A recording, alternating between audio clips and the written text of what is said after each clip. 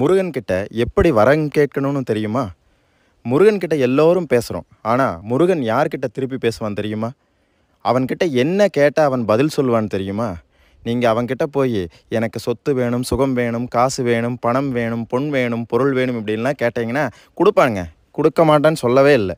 குடுப்பான். கண்டிப்பா குடுப்பான். ஆனா, அத மட்டும் தான் குடுப்பான். நீங்க இதையெல்லாம் விட்டுருங்க. எதையுமே கேட்காதீங்க. நீங்க ஆரோக்கியமா இருக்கணும். எதையுமே கேட்காதீங்க. நான் ஒரே ஒரு சூட்சமத்த சொல்றேன். அவன் உங்ககிட்ட திருப்பி பேசுறதுக்கான சூட்சமம். நீங்க ஒண்ணும் கேட்காதீங்க. முருகா, எனக்கு எதுவுமே வேண்டான்டா.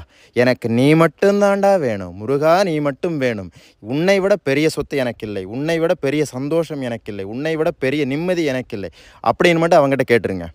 அவனே வருவாங்க. அவனே வந்து உங்க கூட பேசுவான். நீங்க என்ன குறைன்னு நீங்க அவன்கிட்ட சொல்ல வேண்டியதே இல்ல. அவனே வந்து உங்க குறையெல்லாம் பார்த்து பார்த்து நிவர்த்தி பண்ணுவான். உங்க கூட பேசுவான். கண்டிப்பா பேசுவான். சத்தியமா சொல்றேன்.